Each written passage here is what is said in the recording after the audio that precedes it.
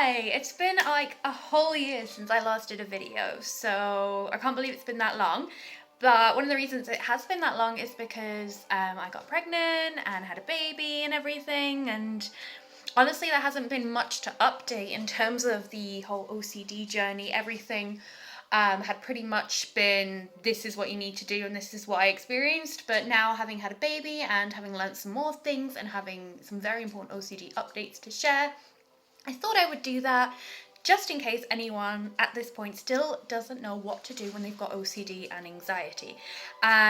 So yeah, I'm excited, so let's get into it. If you can hear classical music playing, my little baby Liliana is watching classical music baby sensory stuff, so yeah. But she's right there, I can see her. So let's get into it. Also, quick side note, actually, why is it that every time I do a video, my hair is always different? Like, I only have, well, this will be the third video, but each one I have like a different hairstyle. And I'm not even shocked. But yeah, anyway. Okay, so this video is mainly going to be about how to deal with OCD and anxiety as well, if you have anxiety during pregnancy, postpartum, and additional things to help with OCD recovery, so other things that I have learned. So obviously when I got pregnant, I was very blessed that I already knew I had OCD, was well into my recovery journey, and was well aware of the kind of themes that OCD like to latch onto.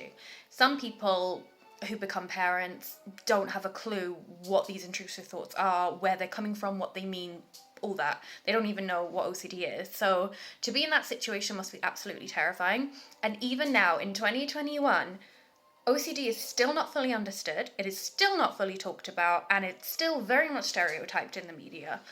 It's getting better, but people still, they hear OCD, they think washing your hands constantly. And that's probably one of the least common aspects of OCD. There is so many branches of it, and I still can't believe people don't realize how many variations of OCD there are. But I also must alliterate that despite all the variations or themes, I suppose, of OCD, the recovery process is exactly the same. It doesn't matter if you have health OCD, hygiene OCD, which is obviously the one that always gets seen in the media. I'm not downplaying that, by the way. If you do have hygiene OCD and you wash your hands all the time, that one's very much represented in the media. But if you have it, I'm not trying to downplay it by saying, oh, that's the only one that's like shown. Yeah. POCD, which is pedophilia OCD, HOCD, which is homosexual OCD, obviously harm OCD. Did I already say health OCD? I think I did. ROCD, which is relationship OCD. So many branches, but the recovery process is the same. But we'll get into it. So I, luckily for me, already knew my OCD triggers.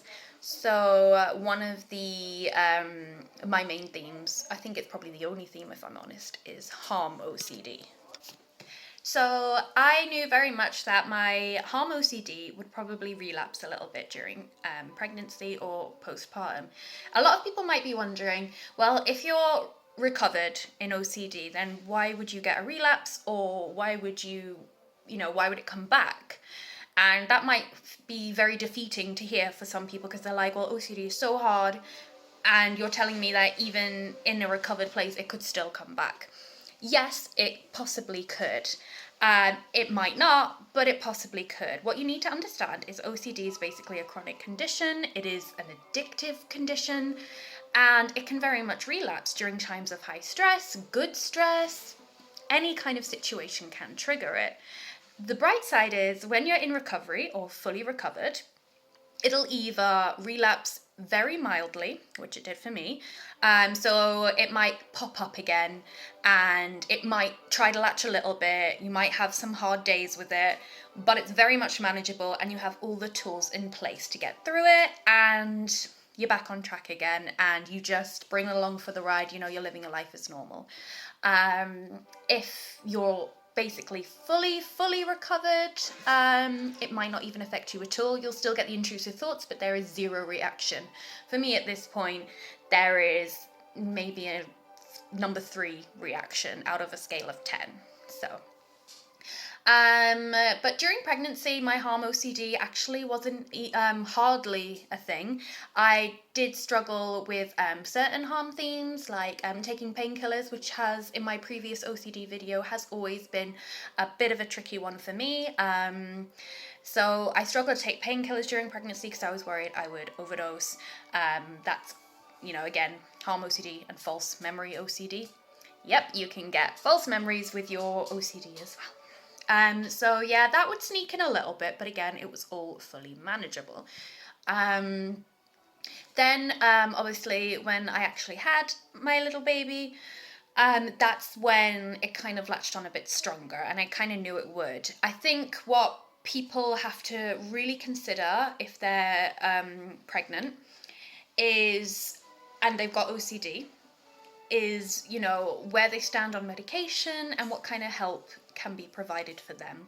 Take all the help you can get. There is no shame in it. The worst thing you can do is keep it secret. You'll be getting these intrusive thoughts of harming your unborn child or harming your born child, and you'll think your baby will be taken away from you or that you're crazy.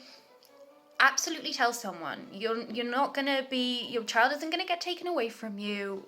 This is actually very common, more common than you realize. And the reason you don't realize this is because people are too afraid to speak out about it. So honestly, do speak to your health provider about these kinds of thoughts. You're going to be okay, and they're there to help you. And I'll also give you additional resources that are essential to your recovery, to your help. Because as great as I'm sure healthcare providers are, they are not OCD experts. Even a lot of the therapists aren't OCD experts.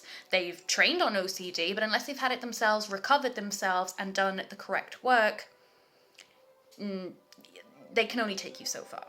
So this is why videos like this exist, for people who've been through it and have gotten the resources from the correct people.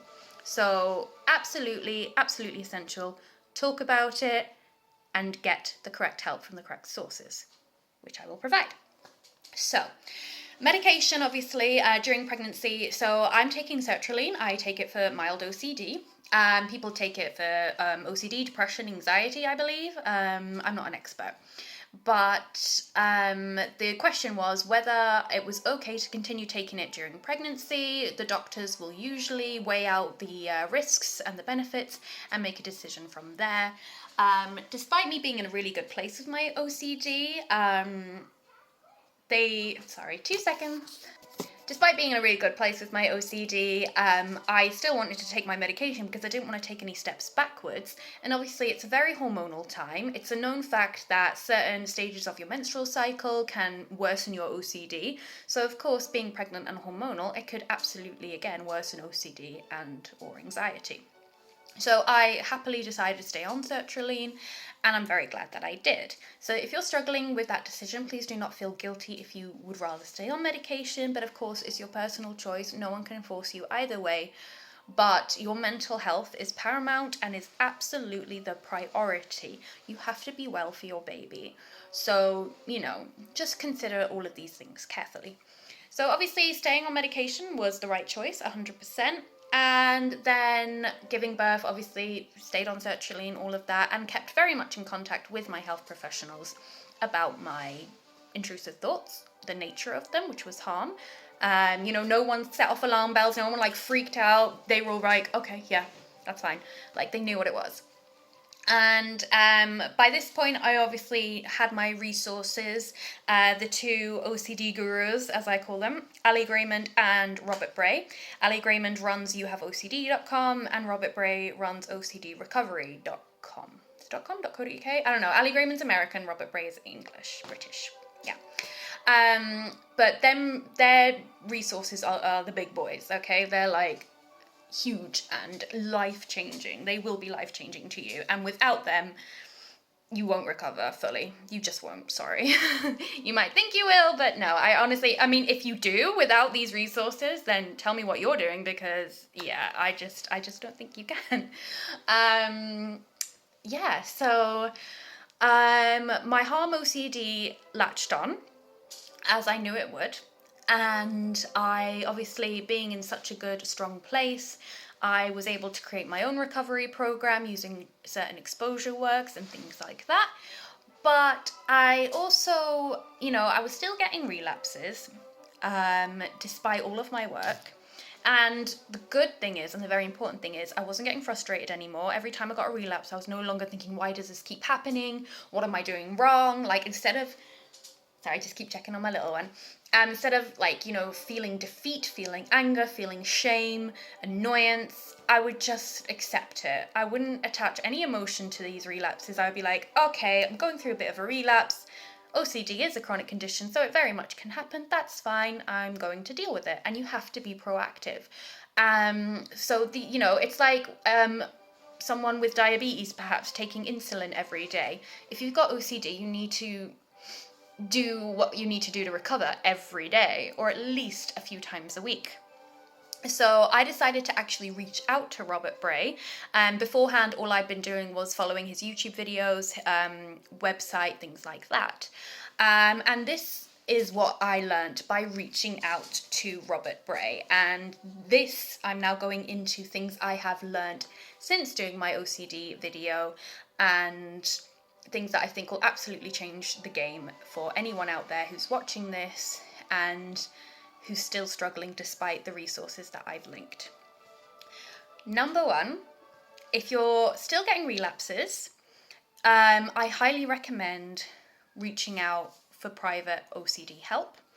Of course, that does mean that you may have to pay for it. So if that is absolutely not an option for you financially, that's fine. Don't panic. You can still recover without having to, do all of that.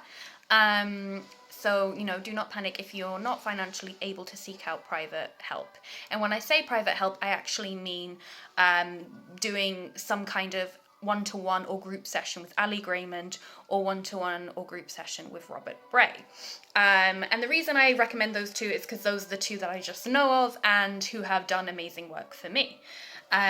So yeah, you can, I think they're quite flexible on their payment options and things like that. They have different therapies, whether it be group therapy, webinar sessions, phone calls. It all kind of depends on what you need and what you want from them and how much you can afford.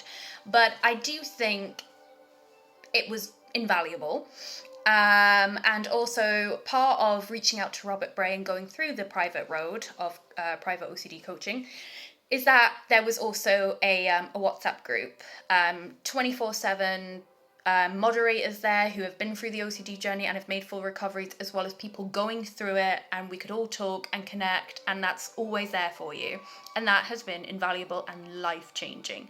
So, you're not just paying for a one-off phone call with the company OCD Recovery, and then, or a one-off group session or something, and then that's it, you're left to fend for yourself. You can join this WhatsApp group if you wish, and you've got constant support and help. And one of the benefits of this for me is that if I was having to do a really hard exposure, because despite being in the really good throes of recovery, there were still days, especially, you're a new mum with a newborn baby and you're having to battle through an OCD relapse. Of course, there's going to be days where it's going to be quite hard to do.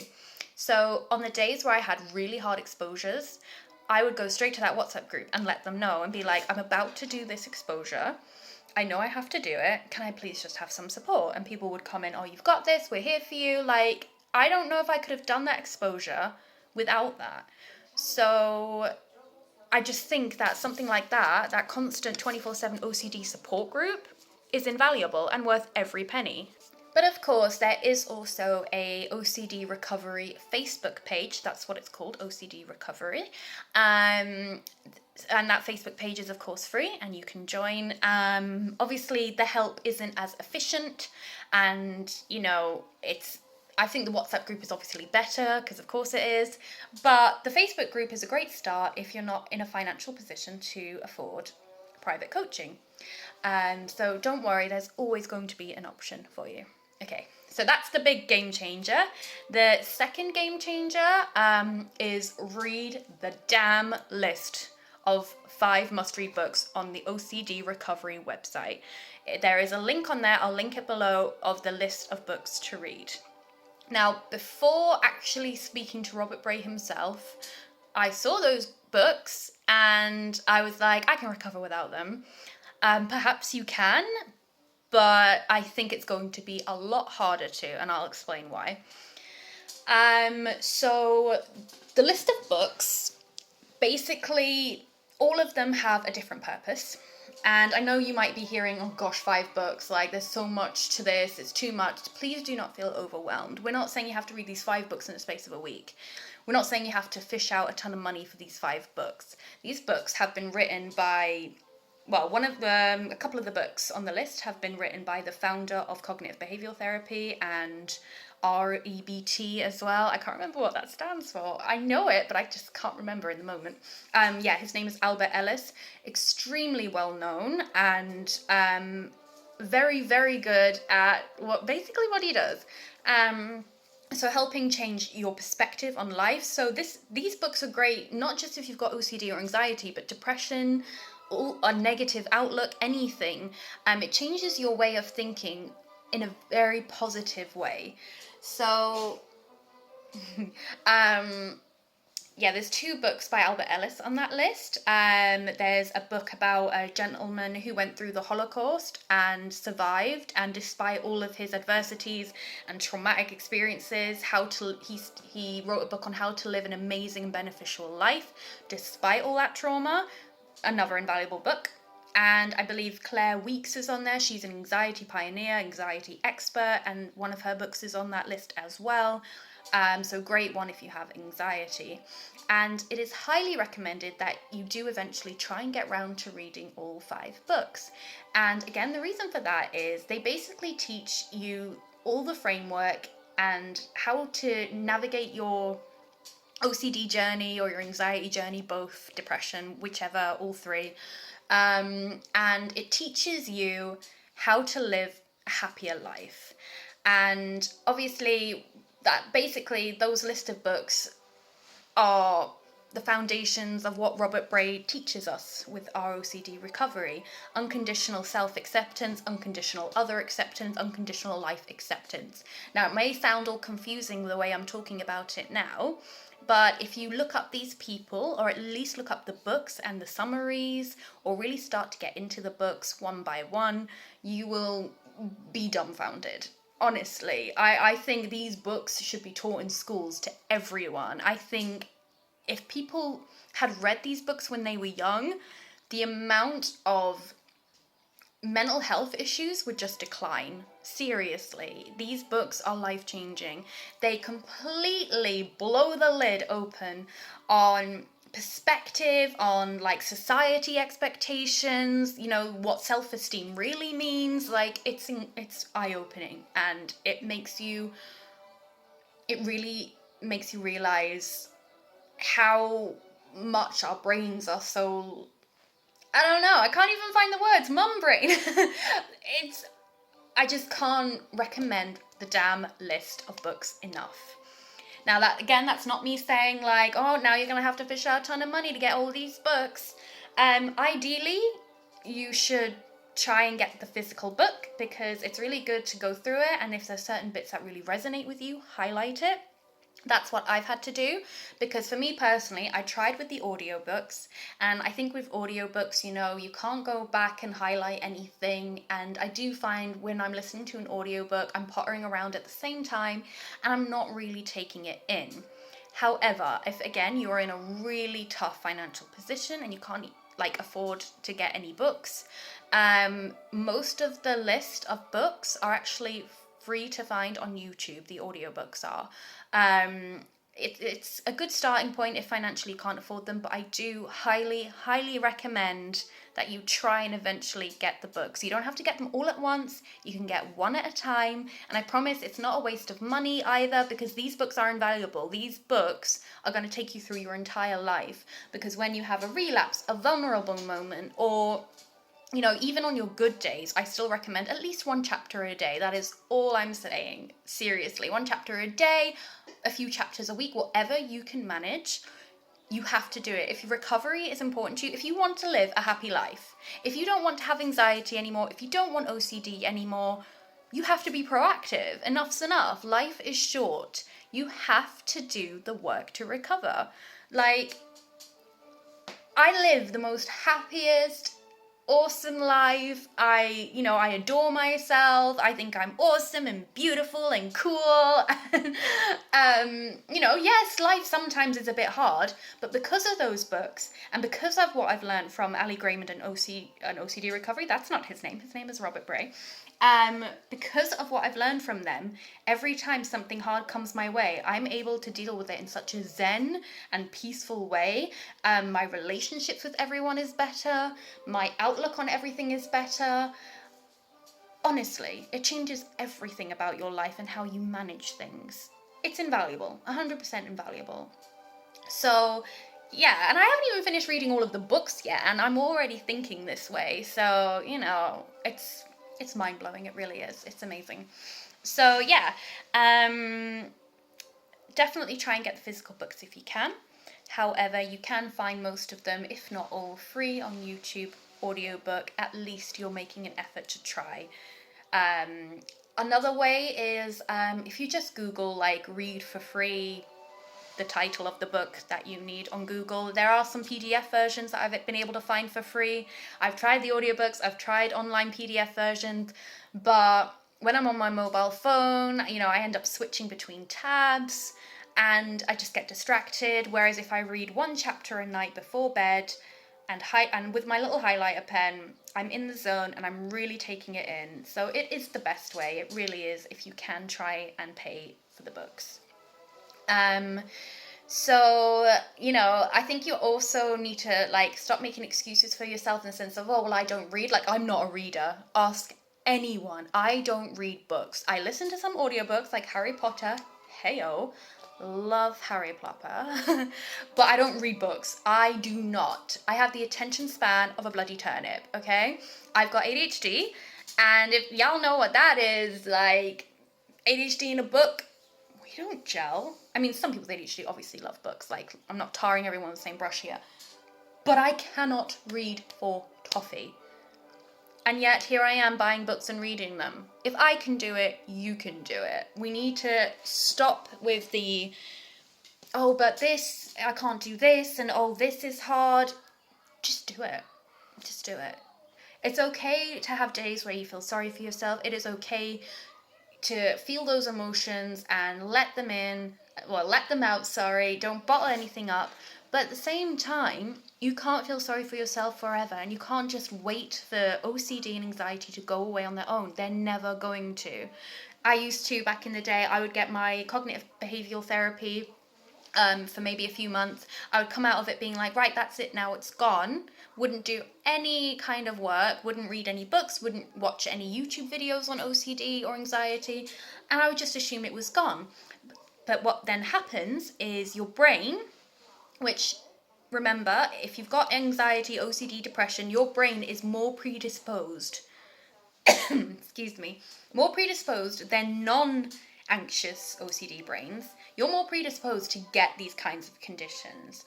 OCD can be genetic. I believe anxiety and depression can also be genetic. So basically, our brains literally work differently. We are dealing essentially with an addiction.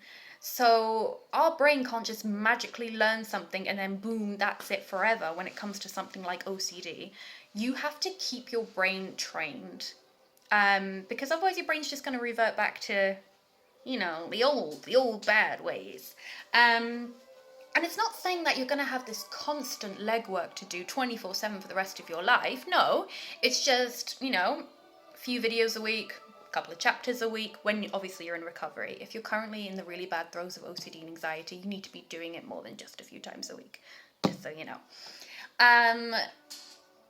But yeah, you have to work on your mental health. It's like when you have a physical injury, it takes weeks to heal. Your body needs time. Your mind needs time to relearn what it's been used to all these years. I can't believe that I thought I've had OCD and anxiety since 9 years old, I would say, and I'm 29 now. I don't have anxiety anymore. I've made a full recovery from that. But I can't believe that I thought a few months of CBT, that would just permanently get my brain like bang on, spot on, and then I would never have it again. That's not how it works, I'm afraid. You have to be consistent in the work. You really, really do. And you have to be proactive. And yes, sometimes you might have to spend some money to do that, or you might have to do some Googling. But literally, the resources, I am handing them to you on a shiny little plate. Please take them, please. Like, it will change your life. I can't even stress it enough. So yeah, I think that's pretty much everything for this video. To summarize, yeah, if you're really struggling with your anxiety, definitely look up a person called Claire Weeks. Okay, she's an anxiety pioneer, highly recommended, very well known, has amazing books on anxiety. She's got some videos on YouTube. Look her up and just learn from her. Okay, it will really, really help. If you've got OCD, find Ali Grayman and Robert Bray. You have OCD / OCDrecovery.com. Do your work, look them up. The list of books on OCD recovery that I will link below, read them. Just read the damn books, okay? Like, you might feel overwhelmed by all this information I'm throwing at you. Do this, do that, do that. If you're overwhelmed and you're like, I don't know where to start, like, you've overwhelmed me, I don't know what I'm doing, just start with the books then. Start with the books. Go from the first one and go through, okay? Because I promise you, the books.